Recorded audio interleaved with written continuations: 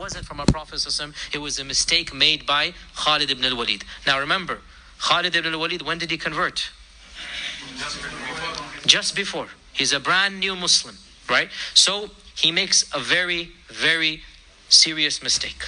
And this mistake hurt our Prophet ﷺ, and he had to personally apologize to the people involved and make up for it. And it is a mistake that involves one of the tribes. So Khalid is sent on a number of expeditions, right, one after the other. He has a checklist, basically. He has a checklist. Do this, do this, do this. Now, one of the items on that checklist was to go to the tribe of the Banu Jathima, which is a day's distance away from Mecca, and as well invite them to Islam. Now, generally speaking, all of the tribes around Mecca embraced Islam, because it's understood with Mecca, there is no point opposing idolatry. Now, Khalid ibn al-Walid had a personal history with the tribe of Banu Jathima. In the days of Jahiliyyah, this tribe had killed his uncle, and there was some blood between the two of them. So when Khalid now appears on the horizon with an army behind him, what did the Banu Jathima think?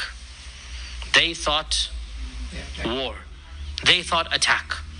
So the Banu Jathima, initially a group of them took out their swords and they led an attack. This led Khalid to attack.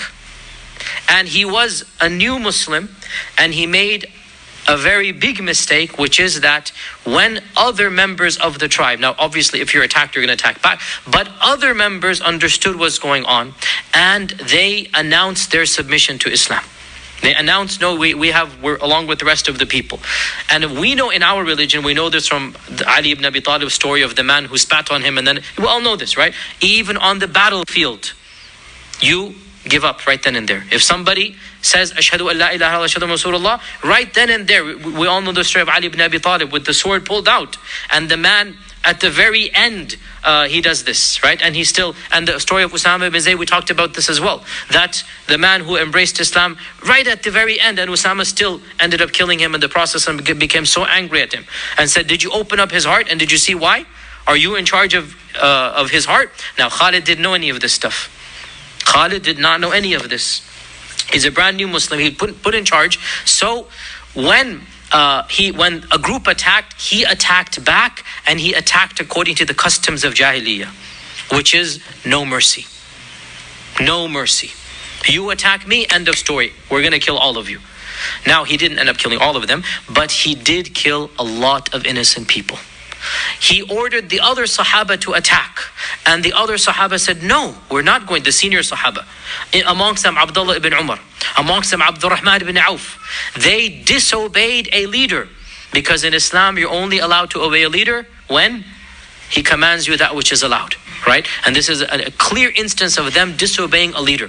And he got irritated at them that I am your commander.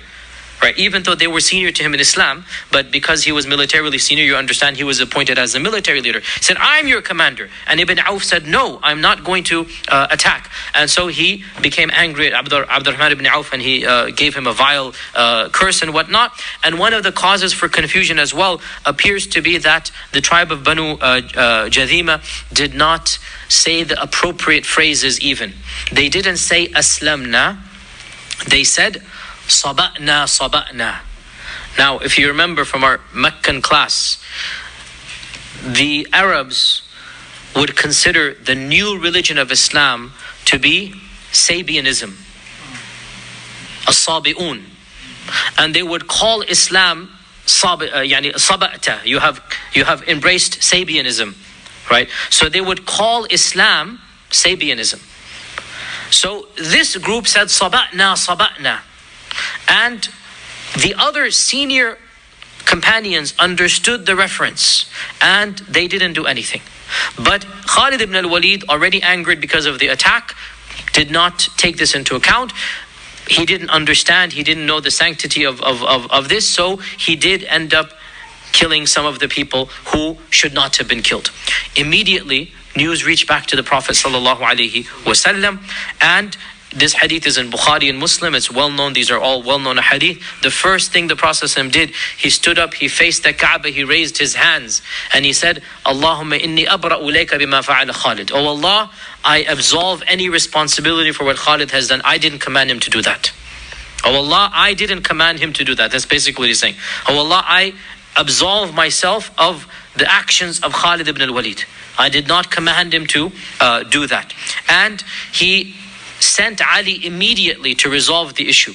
And he gave Ali a large amount of wealth to give the blood money, the compensation money to those who had been killed. And so Ali ibn Abi Talib went to resolve the issue, and he gave very generously to each and every person. He apologized on behalf of the Prophet sallallahu alaihi wasallam. And when Abdurrahman ibn Auf came back, he complained to the Prophet sallallahu alaihi wasallam as well about what Khalid had done, and he listed for him what he had said. Khalid, and you remember, Khalid is a new Muslim. Remember this, right? So Islam and the etiquettes of Islam still haven't been taught to him. So Abdurrahman ibn Auf, who was one of the earliest converts, he complains to the Prophet ﷺ, and the Prophet ﷺ gives that famous hadith that all of us know: "La tasubbu ashabi." Do not curse my companions. For wallahi, if one of you were to give the mountain of Uhud in gold as charity, you would not be equivalent to what one of them gave with a handful or even half of a handful. Now, this hadith, we always quote it, and this is our reason for respecting the companions. But who is it being said to? Khalid ibn al-Walid. It's being said to Khalid ibn al-Walid, another Sahabi.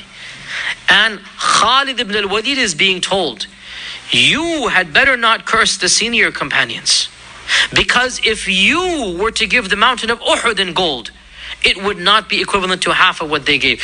If this is Khalid, where do we stand on that scale? Think about that. If this is Khalid being told that you cannot reach Abdurrahman ibn Auf, you cannot reach Abu Bakr and Umar, you cannot reach Uthman and Ali, imagine where do we stand on that scale, right? So the context of this hadith actually makes us respect the Sahaba even more, because it is being said to a brand new companion, which is Khalid ibn Walid. And we know Khalid ibn Walid, even though he's a brand new companion, he is still a highly respected companion. Eventually he becomes a very respected Sahabi. But at this point in time, he's brand new, and he's being told, do not curse my companions.